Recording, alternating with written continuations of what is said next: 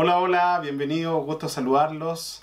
Estamos comenzando el 10º capítulo de este programa El Ciudadano Germán, que se transmite a través de mi canal de YouTube. 11 de octubre del 2020 y bueno, se acerca cada vez más el plebiscito. Probablemente el próximo domingo vamos a hablar más en profundidad sobre ese evento, ese escenario que vamos a enfrentar tan importante para el desarrollo del país. Pues bueno, en esta ocasión, en términos de contingencia, me gustaría hablar de una noticia que, si bien es cierto, no está dentro de la prioridad de la agenda pública en estos días, es una noticia o es una contingencia que lleva a una reflexión mayor y tiene que ver con el recorte de recursos públicos, de asignación presupuestaria para el área de ciencia y tecnología en nuestro país. Se ha entregado la información oficial del gobierno de una serie de recortes en asignaciones presupuestarias y entre ellos ocurre que en la asignación del programa Becas Chile, que son las becas que están insertas en el programa de formación de capital humano avanzado, se ha planteado que para el año 2021 no hay nuevas convocatorias, tanto para estudios de doctorado, de máster, y otras especialidades, por ejemplo médicas, que son muy importantes para el desarrollo del país. Desde luego, mi opinión es que es una situación muy delicada, entendiendo desde luego que en una situación compleja como la que está viviendo el país respecto a la pandemia, por ende déficit fiscal, lo que había hablado la semana anterior, ¿cierto? El aumento del endeudamiento, es necesario hacer algunos ajustes en distintas áreas sectoriales, pero mi principal observación es que sistemáticamente, cuando hay situaciones como esta, lo que se ve más afectado, por ejemplo, es cultura, ciencia y tecnología, porque aparentemente no forman parte de prioridades esenciales para el desarrollo del país.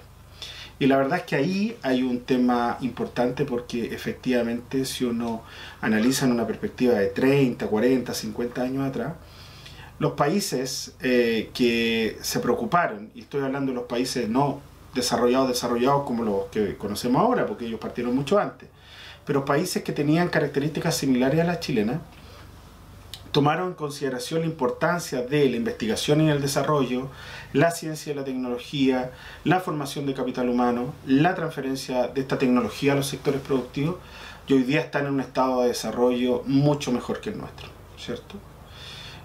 Cifras actuales que se vienen arrastrando durante mucho tiempo, el porcentaje de gasto público en I+D, en inversión y desarrollo, no va más allá del 0,4 del Producto Interno Bruto. Y si a eso uno le suma el aporte privado, no supera el 0,3, por lo tanto llegamos en total, con mucho viendo ciertos números, al 0,7 del Producto Interno Bruto. Y la verdad es que con ese puro dato nos damos cuenta de que en esas condiciones tenemos muy cuestionado, o entra en ciertas disyuntivas la posibilidad concreta de que el país avance en un umbral de desarrollo como se pensaría, ¿cierto?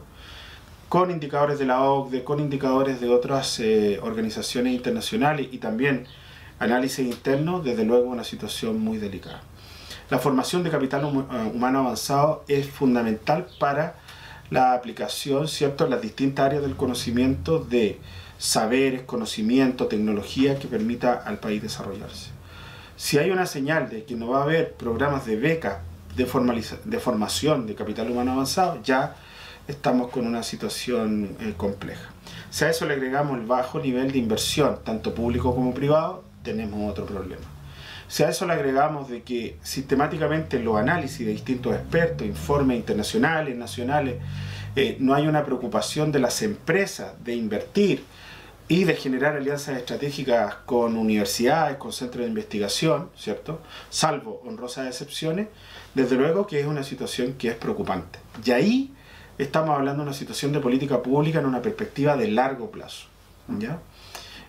Me ha tocado ver en algunas circunstancias las importaciones que se hacen desde distintos lugares del mundo, obviamente principalmente de Asia, de países desarrollados de Europa, ¿cierto?, de mismo Estados Unidos, Canadá, etcétera, etcétera. Y después empezamos a ver que algunas cosas también las importamos desde países de Latinoamérica. Entonces, ¿Qué está ocurriendo? Que no hay una estrategia de desarrollo nacional en perspectiva de largo plazo para uno de los bastiones más importantes del desarrollo sostenible de los países. También considerando variables como el cuidado del medio ambiente y el uso de nuevas energías no convencionales renovables, ¿cierto? Desde luego, independiente de lo que vaya a ocurrir adelante respecto a quién va a tomar la gestión del gobierno, ¿cierto? Aquí hay un debe a nivel de política pública y de política de Estado respecto a la ciencia y la tecnología. Por lo tanto, lo que se está viendo hoy día en este gobierno o en gobiernos anteriores y en una gestión de carácter nacional es una ausencia de una estrategia de desarrollo nacional. Ya lo había planteado Aníbal Pinto, un destacado economista, ¿cierto?, chileno, con su libro Chile, un caso de desarrollo frustrado. Y cada vez que se hacen diagnósticos desde organismos internacionales como la CEPAL, la OCDE, ¿cierto?, el Banco Mundial, etcétera, y nuestras propias instituciones públicas, nos damos cuenta que en el diagnóstico todos llegamos a ciertas convenciones de acuerdo, pero en las acciones vemos que no hay una relación.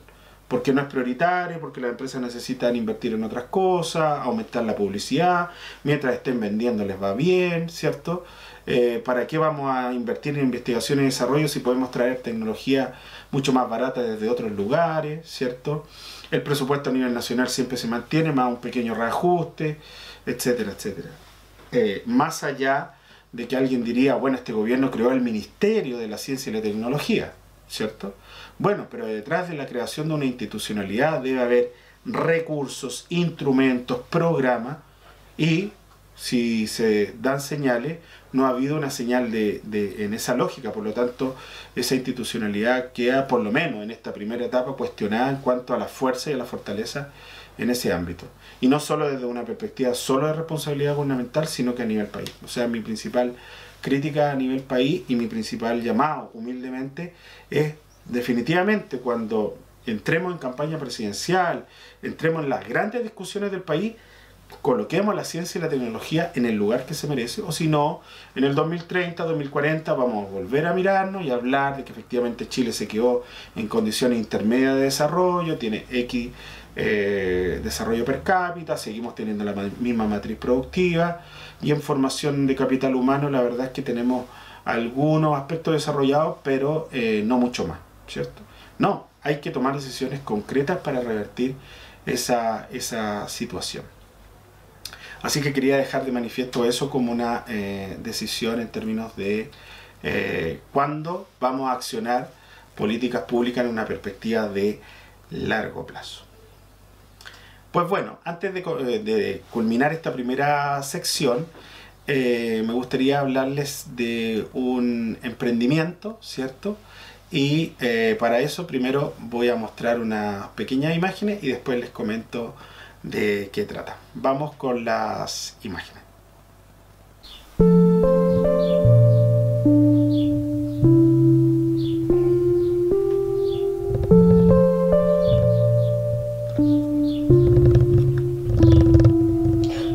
Bueno, como pudimos ver en las imágenes, esos lindos portamaceteros forman parte del emprendimiento de un amigo, ex alumno de INACAP, egresado de Ingeniería Comercial, que junto a sus labores profesionales tiene este emprendimiento que lleva por nombre Antu Nehuen, que son muebles rústicos, ¿cierto?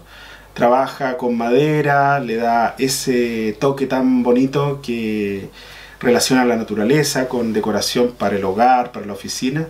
Así que les recomiendo que vayan a su página de Instagram, @antunehuen.decochile, que va a aparecer ahí en las imágenes, y pueden ver dentro del catálogo algo que les pueda servir para ustedes, para su hogar, la oficina, y que puede ser un bonito regalo. La verdad es que, como vieron ahí, cerca de parte de mis libros quedó muy muy lindo y le da un toque de conexión con la naturaleza a este espacio donde se graba este programa. Bien, entonces terminando con la presentación de este destacado emprendimiento, terminamos la primera sección de nuestro programa de hoy. Bien, continuamos con el programa en esta segunda sección que tiene que ver con hablar brevemente de un libro, mostrar un libro para incentivar la lectura y abrir la frontera de posibilidades que los textos nos pueden entregar, ¿cierto? Bueno, en esta ocasión quiero presentarles un libro que tiene ya muchos años, pero es realmente muy recomendable, que se llama El Búho de Minerva de Rafael Echeverría. Ahí lo voy a mostrar en la cámara. El Búho de Minerva de Rafael Echeverría. Bueno, primero el búho siempre ha estado relacionado con la filosofía, ¿cierto? Y Rafael Echeverría, profesor chileno que está radicado muchos años en los Estados Unidos, él tiene un doctorado en filosofía en la Universidad de Londres, escribe este libro y la verdad es que lo recomiendo por lo siguiente. Primero, porque he dicho muchas veces que la filosofía es la madre de todas las áreas del conocimiento, de ahí surgen las distintas ciencias, ¿cierto? Y gracias a la filosofía uno se plantea las grandes preguntas, las grandes reflexiones del ser humano. Pues bueno, ¿por qué este libro es tan bueno, creo yo? Porque si uno quiere entrar al mundo de la filosofía, muchas veces dice, mire, no tengo la formación, no la voy a comprender, a lo mejor es muy lejana para mí. Y en esa condición magistral, Rafael Echeverría en este libro lo que plantea es un tratado que va recorriendo los principios básicos de lo que es la filosofía moderna y contemporánea, colocando como punto de inicio a René Descartes y pasando por filósofos tan importantes como Hegel, Kant, ¿cierto? Plantea elementos asociados a la fenomenología de Husserl, ¿cierto? Al existencialismo, y también plantea algunos elementos relacionados con la naturaleza del ser de Heidegger, el principio o el concepto de autopoiesis de Humberto Maturana, un destacado científico chileno. La verdad es que es un libro que a uno lo va envolviendo conforme lo lea, y al finalizarlo, si uno lo ha leído con detenimiento, con cierta tranquilidad, da la sensación que ya uno tiene una base de lo que plantea Nietzsche también, ¿cierto? Y otros destacados, de cuáles son los elementos, los conceptos, los argumentos y el contexto temporal de la época en donde se fueron generando aportes tan importantes a la filosofía y desde ahí a las distintas ciencias, a la epistemología, ¿cierto? La que estudia el conocimiento en su desarrollo, en su difusión, etcétera, etcétera. Así que la verdad es que es un libro que se lo recomiendo, y desde luego va a encontrar también muchas respuestas a aquellas cosas que tienen que ver con discusiones que hasta el día de hoy se plantean, no solo en términos filosóficos, sino también en el diario vivir de los seres humanos. Así que les recomiendo totalmente este libro, El Búho de Minerva de Rafael Echeverría. Ahí se los vuelvo a mostrar. Y créanme, después de leerlo, usted va a tener una noción muy buena de filosofía y le va a abrir una ventana de oportunidades si es que a usted le interesa indagar en este u otros temas. Bien, con esto terminamos nuestra recomendación, hablar de libros de este capítulo. Bien, comenzamos con esta tercera sección, que son las preguntas de la audiencia respecto a distintos temas de interés público o preguntas específicas. En esta ocasión, durante la semana, 4 a 5 personas me escribieron y me hablaron sobre el mismo tema. Por lo tanto, lo voy a condensar en una pregunta general de la audiencia. Y es un pronunciamiento de mi parte respecto a la posibilidad de volver a sacar otro 10% del fondo de capitalización individual de la AFP. ¿Ya? Pues bueno, siempre va a ser una pregunta compleja y por ende una respuesta que no puede ser tan sencilla de darla.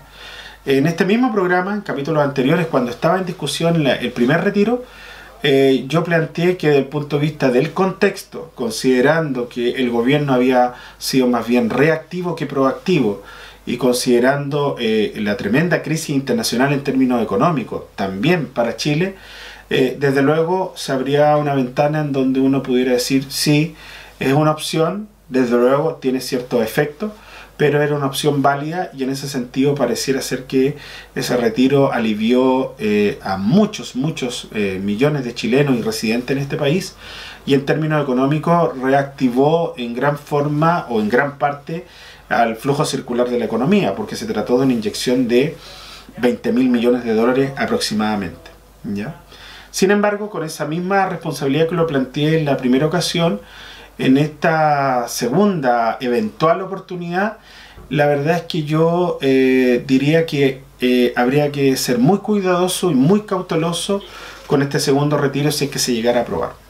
¿Por qué razón? Porque ya se evidenció que con el primer retiro más de 800.000 personas se quedaron sin fondos de capitalización individual.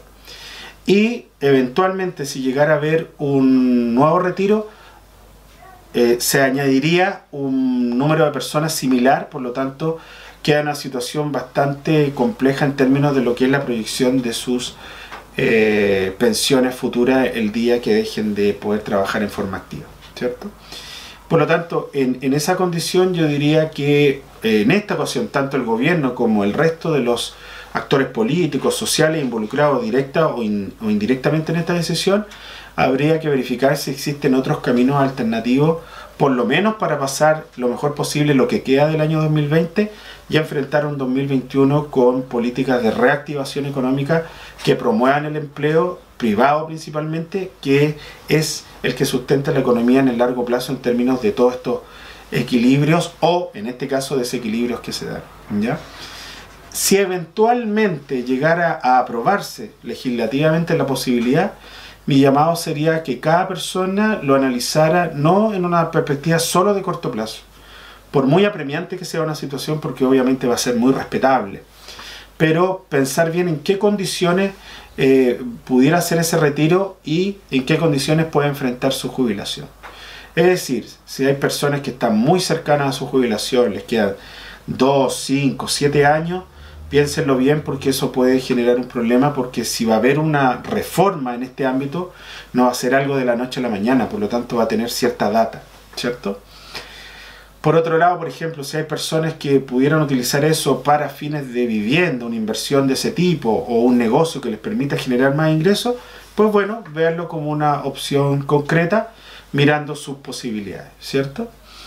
Y desde luego, aquellas personas que tienen una posibilidad de jubilar mucho más larga, 15, 20, 25 años, a lo mejor también una estrategia es como una especie de autopréstamo, en donde uno dice, ya, voy a retirarlo en el momento porque lo necesito por distintas razones, pero también, si me faltan, no sé, voy a hablar en voz alta, 20 años, durante 20 años, 240 meses, voy a ir agregando dinero o a mi AFP o a mi propio ahorro para compensar ese retiro, ¿ya?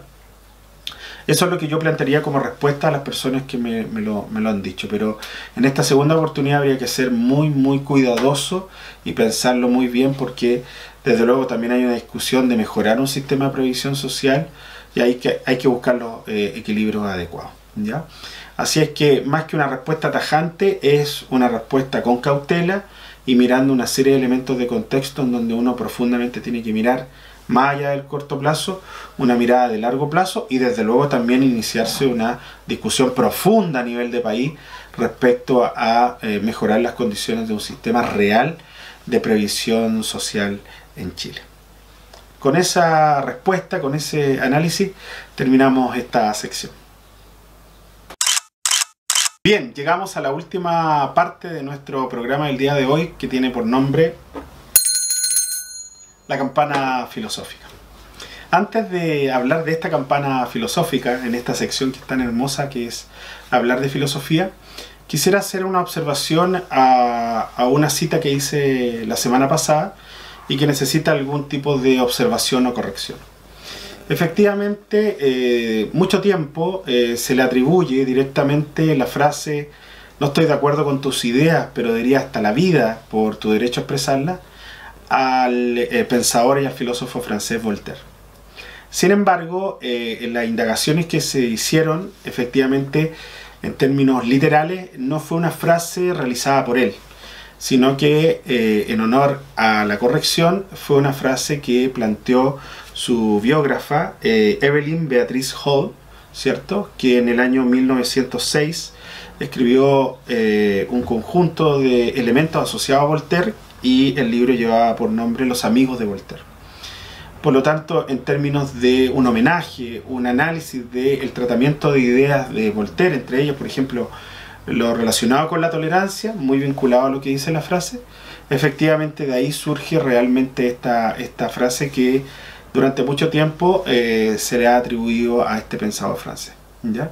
Pero obviamente era importante hacer la precisión, pensando también que hay audiencias que escucharon esto y dijeron, sí es relacionado con Voltaire, pero no está dicho directamente por Voltaire. ¿cierto? Aunque sigue siendo una frase muy bella, ¿cierto? No estoy de acuerdo con tu idea, pero daría hasta la vida por tu derecho a expresarla, ¿cierto? No tan literal, pero uno lo que piensa ahí es todos tenemos derecho a emitir nuestra opinión y a que sean respetadas y nosotros respetar las ideas de otros. Bueno, en la campana filosófica del día de hoy quiero citar una de las tantas frases tan sabias de Siddhartha Gautama, más conocido como Buda, ¿cierto? Y que dentro de tantos legados que dejó para el pensamiento en la filosofía oriental, también se traspasa al pensamiento, a la filosofía occidental, ¿cierto? Buda, entre tantas frases, planteó lo siguiente: para vivir una vida desapegada, uno no se debe sentir dueño de nada en medio de la abundancia, ¿ya? De hecho, parte de las leyes fundamentales de Buda es que el apego está muy vinculado al sufrimiento y el desapego a una vida más plena, ¿ya? En ese sentido, cada vez que nosotros, tanto elementos materiales o nuestras relaciones laborales, familiares, personales, la miramos desde una perspectiva del apego, de tenerla, retenerla y tener miedo a perderla, se genera una situación de angustia y que nos lleva a un desgaste emocional, que no nos hace vivir plenamente nuestra vida, ¿cierto? Más de alguna vez dice, oh, pucha, esta persona, voy a perderla, ¿qué voy a hacer? Sí. Oh, si llego a perder mi casa, si llego a perder mi empleo, no, tengo que cuidarlo, protegerlo, ¿cierto? Y uno se angustia con eso. Pues bueno, en esa lógica, y sobre todo cuando estamos bien, cuando nos sentimos plenos en distintos ámbitos, pensar que, claro, tenemos derecho a vivirlo, a sentirlo como un bienestar, pero no desde una perspectiva de un apego absoluto, porque la vida nos enseña que tiene muchos vaivenes, tiene muchas curvas, como podría decirse, y uno tiene que, en el momento bueno, vivirlo, sentirse satisfecho por ello, pero el día de mañana, si por alguna razón directa o indirecta, algo de eso se pierde o se minimiza, también tomarlo con mucha sabiduría y entender que es parte del ciclo de nuestra vida, así como el cambio, como lo decía Heráclito en otra de las citas de programas anteriores. Por lo tanto, dentro de tanto legado que dejó Buda para el pensamiento del ser humano, vuelvo a repetir esta frase: para vivir una vida desapegada, es decir, una vida plena, sin miedo, sin temores, uno no se debe sentir dueño de nada, ¿cierto?, en medio de la abundancia, sino que disfrutar el momento, disfrutar ese presente y abrirse a posibilidades de crecimiento hacia adelante, pero si viene algo un poco más complicado, también entenderlo con esa tranquilidad y entender que el desapego permite comprender las cosas de mejor forma. Así es que con esa frase de Buda terminamos nuestra campana filosófica y ya estamos comenzando a terminar este programa. Recuerden que permanentemente, para hacer preguntas respecto a preguntas de contingencia, proponer temas, me pueden escribir a mi correo electrónico que va a aparecer ahí en pantalla, ¿cierto? german.sangüesa1975@gmail.com. Y desde luego, si les gusta este programa o quieren seguir viendo otros programas anteriores o otros contenidos, suscríbanse a mi canal, que va a aparecer también ahí, Profe Germán Sangüesa Muñoz, mi canal de YouTube, y le dan un like a este programa si es que les gusta. Aprovecho de desearles un muy lindo inicio de semana. Sigan cuidándose ustedes, sus familias, todos, respecto a la situación de pandemia del coronavirus. Hay que ser muy responsables y esperando también que esto vaya mejorando. Así que me despido muy cordialmente y nos estamos viendo en una próxima oportunidad. Bye bye.